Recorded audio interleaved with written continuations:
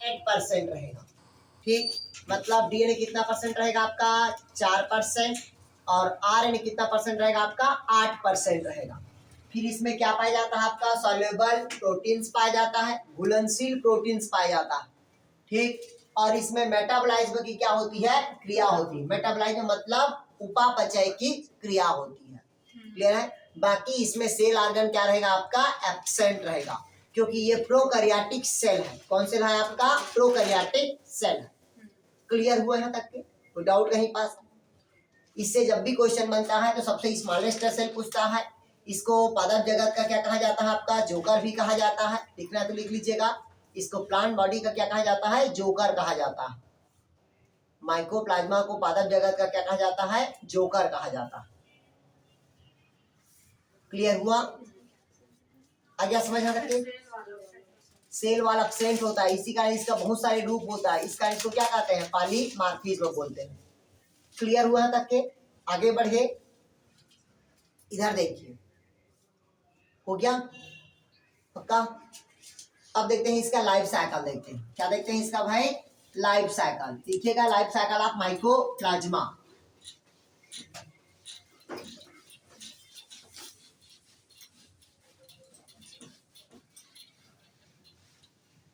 क्या देखते हैं भाई लाइफ साइकिल ऑफ माइकोप्लाज्मा। तो इधर देखिएगा इसकी लाइफ साइकिल।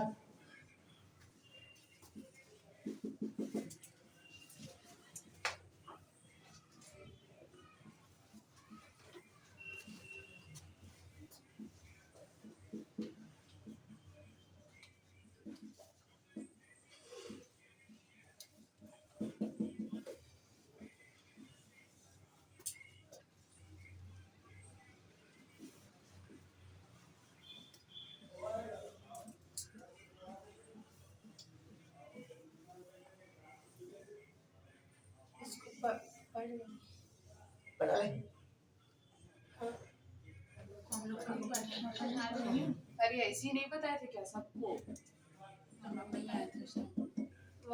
नहीं वहाँ बताए थे।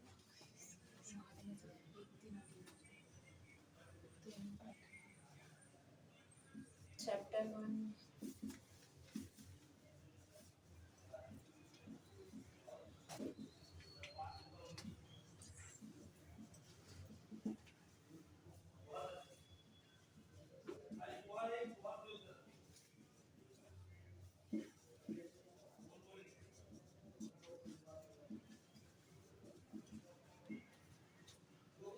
चलिए समझा दो आप। नीचे का दिख नहीं रहा है थोड़ा सा। ये देखो अब दिख रहा है, दिख रहा है सुप्रिया। नहीं दिख रहा होगा तो आवाज से आ जाएगा पहचान में समझाऊंगा तो यार।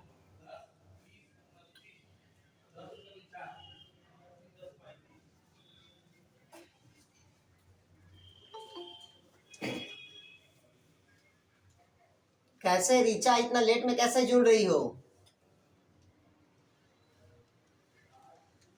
क्यों Richa?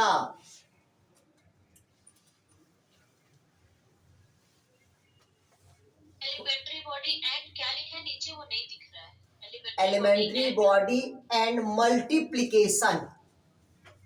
Elementary body and multiplication.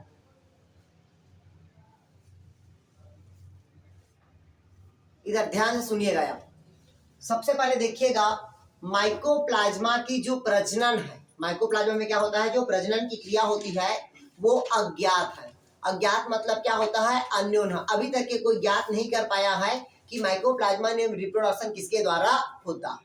Clear हुआ। बट ये कहा जाता है कि माइकोप्लाज्मा में जो रिप्रोडक्शन होता है और जो नया सेल का फॉर्मेशन होता है वो एलिमेंट्री बॉडी के द्वारा होता है। किसके द्वारा होता है एलिमेंट्री बॉडी के द्वारा।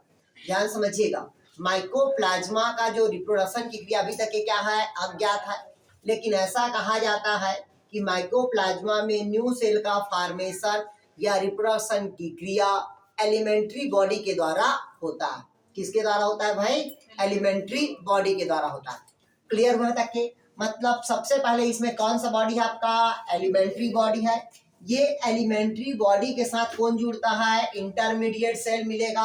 जब दोनों सेल मिल गया तो एक लार्ज सेल का क्या करेगा, वो फॉर्मेशन करेगा। किसका फॉर्मेशन करेगा, लार्ज सेल का। ध्यान समझिएगा, ये इंटरमीडिएट सेल हो गया, इसके साथ सॉरी ये एलिमेंट्री बॉडी हो गया, इसके साथ कौन जुड़ेगा आपका, इंटरमीडिएट सेल। जब दोनों सेल मिल गया क्या बनाएगा आपका, लार्ज सेल। इस लार्ज सेल में अब क्या होगा, फ्यूजन होगा, तो एक से कितना होगा, दो, या इसी लार्ज सेल में क्या होगा, रिप्रोडक्शन होगा, पहला कंडीशन। या इसी लार्ज सेल में क्या होगा आपका, मल्टीप्लिकेशन होगा। क्या होगा इसका, मल्टीप्लिकेशन। और इसके अंदर ही डेवलपमेंट होगा, इसके अंदर क्या होगा, डेवलपमेंट। और ये भी फ्यूजन करेगा, रिप्रोडक्शन करेगा, और इसके अंदर भी बहुत सारे एलिमेंट्री बॉडी का क्या होगा, निर्माण होगा। या इसके अंदर भी क्या दिख रहा है आपने को, बहुत सारे एलिमेंट्री बॉडी का निर्माण होगा। फिर कुछ समय पश्चात इसकी वाल क्या हो जाती है, फट जाती है बोलता है, और सभी एलिमेंट्री बॉडी कहाँ निकल जाता है, बाहर निकलता है। और बाहर निकलने के पश्चात नया सेल का क्या करेगा, वो फॉर्मेशन करेगा। क्लियर है, मतलब इसमें केवल एक लाइन याद रखना है, इसमें प्रजनन किसके द्वारा होता है, तो एलिमेंट्री बॉडी के द्वारा। और एलिमेंट्री बॉडी किसके द्वारा जुड़ता है, तो इंटरमीडिएट के द्वारा। और दोनों मिलके क्या बनाता है, लार्ज सेल का फॉर्मेशन करता है। क्लियर हुआ यहाँ तक के? सर किसका लाइफ साइकिल है सर ये? माइकोप्लाज्मा का। बहुत लेट में जुड़ रहे हो यार रिचार्ज। सर नेटवर्क इशू था सर। हाँ ठीक है, कोई बात नहीं। चलिए, ये माइकोप्लाज्मा का लाइफ साइकिल है। एलिमेंट्री बॉडी इंटरमीडिएट द्वारा जुड़कर लार्ज सेल का फॉर्मेशन करता है। क्लियर हुआ है? और लार्ज सेल से क्या होता है, नया मल्टीप्लिकेशन होता है, फिर एलिमेंट्री बॉडी का निर्माण करेगा। क्लियर हुआ है तक के? अब लिखेगा माइकोप्लाज्मा से होने वाले रोग का नाम।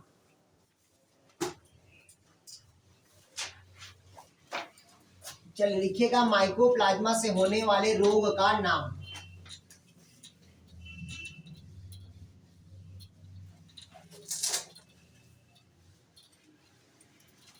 माइकोप्लाज्मा से लिखिए रोग का नाम। पहला देखिएगा प्लांट में कौन कौन सा रोग पैदा करता है, तो लिटिल लीफ ऑफ ब्रिंजल।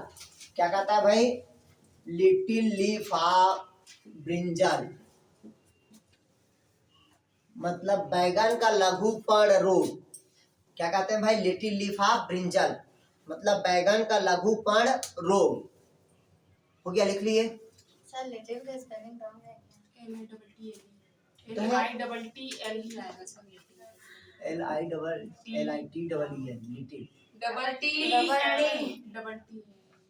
हाँ, लिटिल लीफ ऑफ क्या होता है भाई आपका, ब्रिंजल। ठीक है, मतलब कहता है बैगन का लघु पर्ण रोग। दूसरा लिखिएगा bunchy top of papaya. Bunchy top of papaya,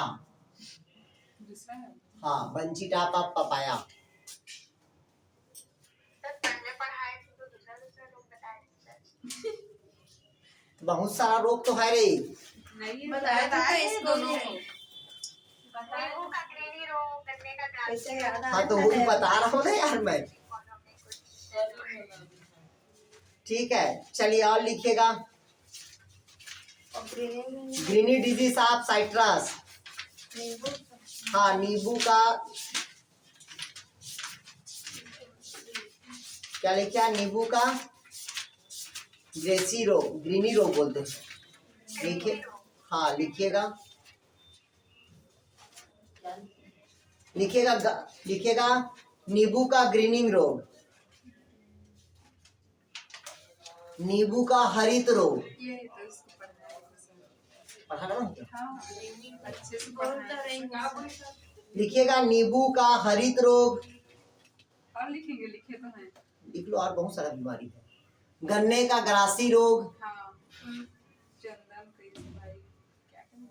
गन्ने का लिख लिए ग्रासी रोग। लिखिएगा चंदन का स्पाइक रोग,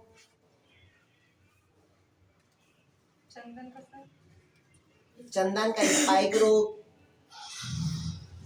लिखिएगा दलहनी पौधे का कुर्चिसम रोग, लिखिएगा दलहनी पौधे का कुर्चिसम रोग। इसको नहीं लिखा है, लिखिएगा दलहनी पौधे का कुर्चिसम रोग, कुर्चिसम, दलहनी पौधे का कुर्चिसम रोग।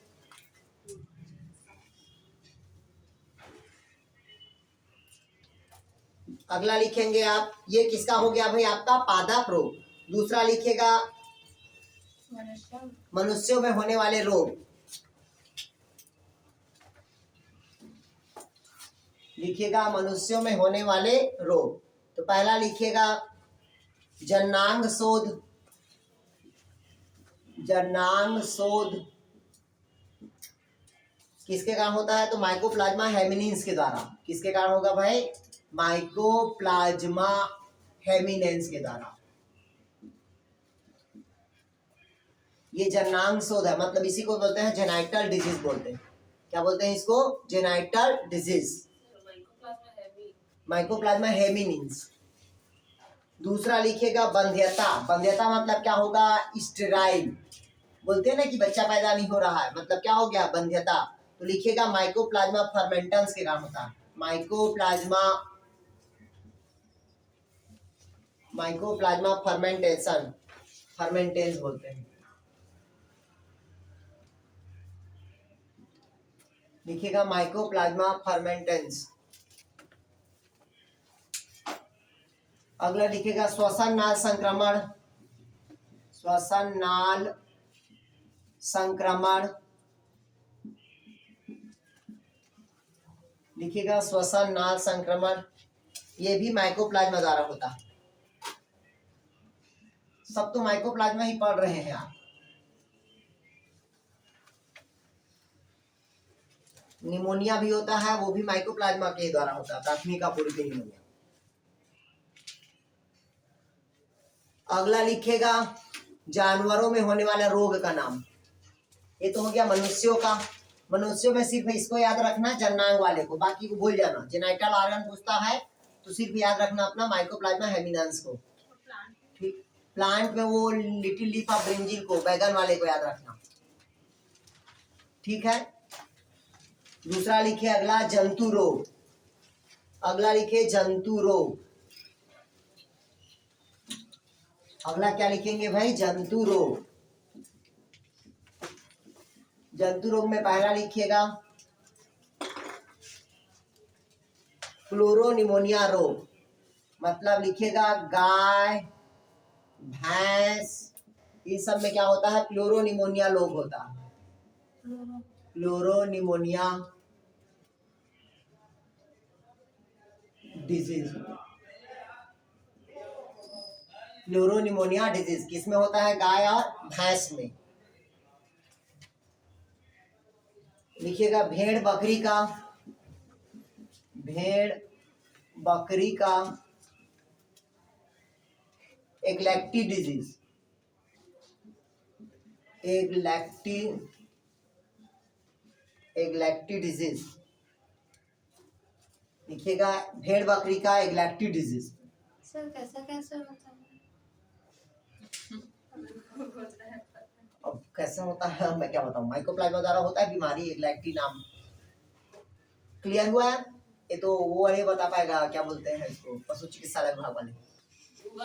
ठीक है, क्लियर हुआ? इधर देखिएगा गाय भैंस का कौन होगा? प्लूरोनिमोनिया। निमोनिया सबको पता है। ठीक है, श्वसन नाल को इफेक्ट करता है। भेड़ बकरी मतलब क्या होता है? एग्लाउटी लोग, मतलब उसके जो नाखून रहता है ना, ठीक है, बोलते हैं ना खूर चढ़ गया है या खूर हो गया बोलते हैं, वो कहलाता है आपका एग्लाउटी डिजीज कहते हैं इसको। क्लियर हुआ? तो ये माइकोप्लाज्मा द्वारा क्या हो गया आपका भाई? माइकोप्लाज्मा भी हो गया और वहां से क्या हो गया आपका? बीमारी हो गया। अब चलिए लिखिएगा दूसरा। माइकोप्लाज्मा पढ़ा दिया मैं आपको। अब देख रहे थे अपन क्या पढ़ रहे थे भाई? अपन सेल पढ़ रहे थे। क्या पढ़ रहे थे? सेल। तो लॉन्गेस्ट सेल बता दिया हूँ, लार्जेस्ट सेल बता दिया हूँ मैं पिछले क्लास वाले में। ठीक। अब डायरेक्ट मैं आप लोग को बता रहा हूँ प्रोकैरियोटिक सेल, मेसोकैरियोटिक और यूकैरियोटिक। तो पहला देखिएगा आप लोग प्रोकैरियोटिक। कौन से लोग भाई आपका? प्रोकैरियोटिक। तो इधर समझिएगा, पृथ्वी में जो प्रथम बार आया है, पृथ्वी में जो प्रथम सेल आया है वो कौन सेल है भाई आपका? प्रोकैरियोटिक सेल है। कौन सेल है आपका? Prokaryotic cell. पृथ्वी में जो प्रथम बार आया है, क्लियर है? तो पृथ्वी में जो प्रथम बार आया है वो कौन से लोग आपका? प्रोकैरियोटिक। क्लियर हुआ? और पृथ्वी में प्रथम बार जो ऑक्सीजन उत्पन्न किया उसका नाम क्या बताया था मैं आप लोग को? ब्लू ग्रीन एल्गी, मतलब बीजीए बोलते हैं। क्या कहते हैं उसको? बीजीए। मतलब पृथ्वी पे प्रथम कोशिका आने वाला कौन है आपका प्रोकैरियोटिक सेल। पृथ्वी में प्रथम बार ऑक्सीजन उत्पन्न करने वाला कौन सा जीव है आपका बीजीए, जिसको क्या कहते हैं ब्लू ग्रीन एल्गी कहेंगे। क्लियर हुआ है तक के? इधर देखिएगा, पृथ्वी पर प्रथम जो जेनेटिक मटेरियल आया, क्या आया भाई आपका प्रथम जेनेटिक मटेरियल जो प्राप्त हुआ था वो कौन सा है आपका आरएनए। पृथ्वी में जो प्रथम बार आया था वो कौन सा बैक्टीरिया है आपका, मतलब कौन सा जेनेटिक मटेरियल, तो आरएनए। अगर पूछा पहला आनुवंशिक पदार्थ किसका प्राप्त हुआ, तो पहला आनुवंशिक पदार्थ क्या प्राप्त हुआ था आपका आरएनए प्राप्त हुआ था। क्लियर हुआ है तक के?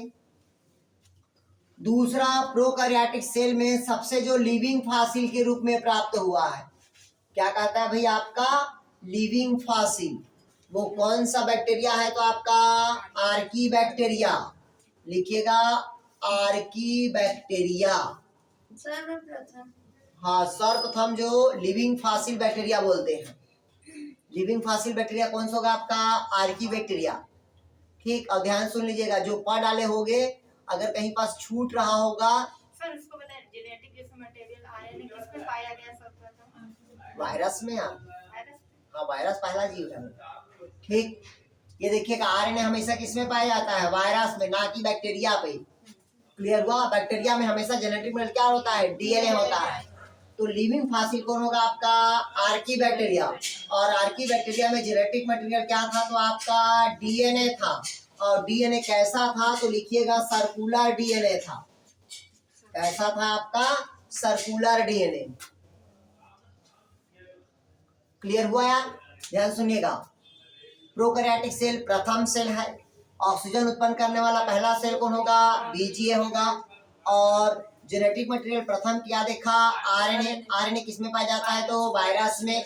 लिविंग फॉसिल कौन सा बैक्टीरिया है, तो आर्की बैक्टीरिया। और आर्की बैक्टीरिया में कौन सा जेनेटिक मटेरियल होता है डीएनए, और वो डीएनए कैसा रहेगा आपका सर्कुलर होगा। क्लियर हुआ तक के? फिर देखिएगा और इसका प्रोकैरियोटिक सेल का।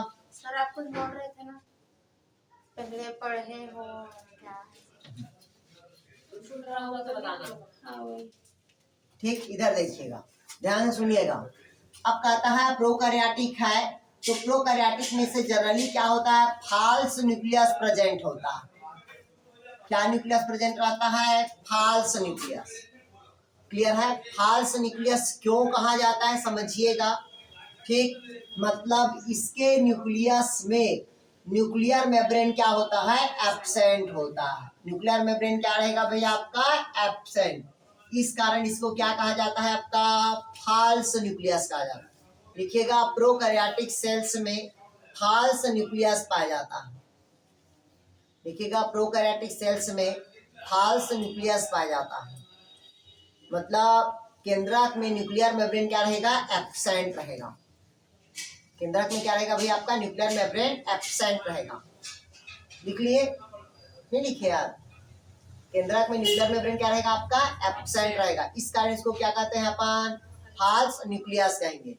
इधर देखिएगा, प्रोकैरियोटिक सेल में कौन सा राइबोसोम रहता है, तो 70S राइबोसोम प्रेजेंट होता है। कौन सा राइबोसोम प्रेजेंट होता है भैया आपका 70S राइबोसोम प्रेजेंट होगा।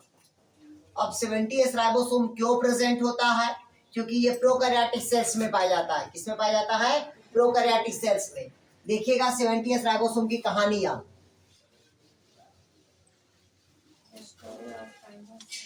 इधर देखिएगा 70S राइबोसोम मतलब प्रोकैरियोटिक सेल की कहानी।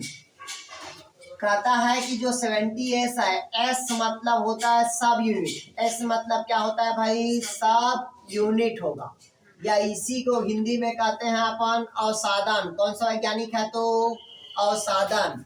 या इसी को इंग्लिश में क्या बोलते हैं सेंडिमेंशन बोलते हैं, जो एक साइंटिस्ट है जिन्होंने क्या किया था राइबोसोम को बताया था। क्लियर हुआ? ये 70S जो राइबोसोम होता है वो राइबोसोम के 2 सब यूनिट से मिलके बना होता है। कितने सब यूनिट से, 2 सब यूनिट से। पहला होता है आपका 30S, दूसरा होता है आपका 50S। ये दोनों सब यूनिट है। दोनों कब जुड़ता है, जब मैग्नीशियम की कॉन्सेंट्रेशन क्या होगा हाई होगा, तो दोनों राइबोसोम के सब यूनिट आपस में क्या हो जाएगा जुड़ जाएगा। जब मैग्नीशियम की कॉन्सेंट्रेशन क्या होगा, लो होगा, तो दोनों आपस में क्या हो जाएगा, खुल जाएगा। जब दोनों आपस में जुड़ेगा तभी प्रोटीन का क्या होगा, संश्लेषण होगा। क्लियर हुआ। 70 एस राइबोसोम ये क्या है, 2 सब यूनिट से मिलकर बना होता है। इस मतलब क्या बोलते हैं उसको, अवसादन, या उसी को क्या बोलते हैं, सेंडिमेंशन कहते हैं। ठीक, 70 एस राइबोसोम कितने सब यूनिट से मिलकर बना है, 2। पहला 30S, दूसरा 50S। ये 30S और 50S तब जुड़ता है जब मैग्नीशियम की कॉन्सेंट्रेशन क्या होता है, ज्यादा होगा, तो दोनों राइबोसोम के सब यूनिट आपस में क्या होगा, जुड़ेगा। जब मैग्नीशियम का कॉन्सेंट्रेशन लो होगा तो दोनों राइबोसोम के सब यूनिट आपस में क्या हो जाएगा, खुल जाएगा। जब जुड़ेगा तभी प्रोटीन का क्या करेगा, वो संश्लेषण करेगा, और खुलेगा तो प्रोटीन का संश्लेषण नहीं होगा। क्लियर हुआ यहाँ तक के, आ गया, कोई डाउट कहीं पास? ठीक, फिर का अगला कहता है प्रोकैरियोटिक सेल पे, इसमें सेल ऑर्गन क्या रहता है, भी आपका एब्सेंट रहेगा। सेल ऑर्गन क्या रहेगा आपका, एब्सेंट। सर उसको जोड़ेंगे तो 80 हो रहा है तो। अरे यार गणित नहीं है, बायो है। ठीक, क्लियर हुआ। इसको जोड़ना नहीं है भैया, 50 30 80 बोल के, ये बायो है, गणित नहीं है। ठीक, क्लियर हुआ यहाँ तक क्या? क्योंकि आपको पता होना चाहिए राइबोसोम कितने प्रकार का होता है, कौन बताएगा? चलिए,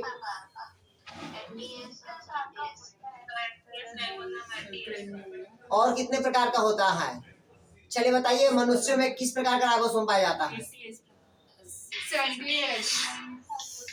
अरे गधो सुनो, इधर सुन लो, इधर सुन लो। मनुष्यों में पाया जाता है 55 राइबोसोम। क्लियर हुआ। राइबोसोम जनरली 3 प्रकार के होता है। ठीक, पहला होता है आपका 70S, ठीक, दूसरा होता है आपका 80S, और तीसरा होता है आपका 55S। क्लियर हुआ यहाँ तक के? कितने प्रकार का होता है, 3 प्रकार के। ये प्रोकैरियोटिक सेल में मिलेगा, ये यूकैरियोटिक सेल पे मिलेगा, और मनुष्य तो यूकैरियोटिक सेल है ऑलरेडी, लेकिन उसमें क्या पाया जाता है, 55S राइबोसोम पाया जाता है, जो प्रोटीन का क्या करता है भी आपका संश्लेषण करेगा। क्योंकि यूकैरियोटिक है, लेकिन हमारे में क्या होता है, डिफरेंट टाइप के राइबोसोम प्रेजेंट होता है। ठीक है यार। और वो 80S किसमें पाया जाता है? यूकैरियोटिक सेल में, एनिमल्स में, प्लांट में, लेकिन मनुष्य में केवल 55S राइबोसोम प्रेजेंट होता है। क्लियर हुआ। अरे लिखे होंगे रे, पढ़ाया होगा। सर कहीं पे तो लिखी हूं मैं। क्लियर हुआ, लिख लिया यहाँ तक के। लिखिएगा इसमें सेल ऑर्गन एब्सेंट होता है, लिखिएगा प्रोकैरियोटिक में सेल ऑर्गन एब्सेंट, लिखिएगा प्रोकैरियोटिक में सेल ऑर्गन क्या रहेगा भी आपका, एब्सेंट रहेगा। बट प्रोकैरियोटिक सेल पे, इधर देखिएगा, प्रोकैरियोटिक सेल में क्लोरोप्लास्ट के जगह पे, किसके जगह पे, क्लोरोप्लास्ट के जगह पे लैमेला पाया जाता है। क्या पाया जाता है, लैमेला। ध्यान समझिएगा, मतलब प्रोकैरियोटिक सेल में क्लोरोप्लास्ट नहीं पाया जाता। ठीक, इसकी जगह पे क्या पाया जाता है, लैमेला, जो क्या काम करता है, फोटोसिंथेसिस करेगा। क्या काम करता है भाई, फोटोसिंथेसिस। क्लियर हुआ। ध्यान से समझिएगा, बैक्टीरिया एक प्रोकैरियोटिक सेल है, बैक्टीरिया ये क्या है, प्रोकैरियोटिक सेल है, लेकिन बैक्टीरिया में पिगमेंट सिस्टम फर्स्ट और पिगमेंट सिस्टम सेकंड दोनों पाया जाता है, बट बैक्टीरिया ऑक्सीजन उत्पन्न नहीं करता। ध्यान सुन लीजिएगा, इधर सुनिए पहले अच्छे से। प्रोकैरियोटिक में क्या मिलता है आपका, लैमेला। लैमेला क्या करता है, फोटोसिंथेसिस की क्रिया में भाग लेगा। तो बैक्टीरिया में क्या मिलेगा अपने को, लैमेला, मतलब बैक्टीरिया में लैमेला क्या काम करेगा, फोटोसिंथेसिस। तो बैक्टीरिया में क्या प्रेजेंट रहेगा, पिगमेंट सिस्टम फर्स्ट और पिगमेंट सिस्टम सेकंड दोनों प्रेजेंट रहेगा, लेकिन बैक्टीरिया ऑक्सीजन उत्पन्न नहीं करेगा। क्लियर हुआ, आया समझ आ सके? क्यों नहीं करता, क्योंकि बैक्टीरिया कार्बन डाइऑक्साइड और जल से क्रिया ना करके वो हाइड्रोजन और सल्फर से क्रिया करता है, इस कारण ऑक्सीजन उत्पन्न नहीं करता। क्लियर। एक बार और। बैक्टीरिया में पिगमेंट सिस्टम फर्स्ट और सेकंड दोनों उपस्थित होता है। किंतु ऑक्सीजन उत्पन्न नहीं करता, जबकि बैक्टीरिया हाइड्रोजन और सल्फर से क्रिया करता है, ना कि कार्बन डाइऑक्साइड और जल से। बैक्टीरिया किससे क्रिया करता है? हाइड्रोजन और सल्फर से क्रिया करता है, इस कारण ऑक्सीजन उत्पन्न नहीं करता। क्लियर हुआ यहाँ तक के? हाँ, आगे देखिए अब। ये तो हो गया आपका फोटो, लेकिन बैक्टीरिया क्या करता है? फोटोसिंथेसिस की क्रिया में भाग लेता है। मतलब बैक्टीरिया ऑटोट्रॉपिक भी होगा, हेटेरोट्रॉपिक होगा और सिम्बायोसिस होगा। ठीक, आया समझ? हाँ। दूसरा देखिए, ये तो हो गया आपका फोटोसिंथेसिस। अब बैक्टीरिया में मतलब प्रोकैरियोटिक सेल में कौन सी क्रिया होती है? रेस्पिरेशन की क्रिया होती है। कौन सी क्रिया होती है? रेस्पिरेशन। तो इधर देखिएगा, बैक्टीरिया पे जो माइटोकॉन्ड्रिया होगा, बैक्टीरिया पे क्या होता है? माइटोकॉन्ड्रिया। ये क्या रहेगा आपका? एब्सेंट रहेगा। बट माइटोकॉन्ड्रिया का काम क्या होता है? मेटाबॉलिज्म और श्वसन। तो बैक्टीरिया में जब माइटोकॉन्ड्रिया एब्सेंट रहेगा तो इसके जगह पे कुछ और अन्य पदार्थ होगा। तो इसमें पाया जाता है आपका सेल मेम्ब्रेन। क्या पाया जाता है? Cell membrane. और जहां सेल मेम्ब्रेन आपस में कॉइलिंग हो जाता है किसी जगह को, तो उसको कहते हैं मीजोसोम। और बैक्टीरिया मीजोसोम से ही क्या काम करता है? तो रेस्पिरेशन की क्रिया में भाग लेता है। लिखिएगा, प्रोकैरियोटिक सेल्स में मीजोसोम ही है जो रेस्पिरेशन की क्रिया में भाग लेता है। लिखिएगा एक लाइन से, प्रोकैरियोटिक कोशिका में, लिखिएगा प्रोकैरियोटिक कोशिका में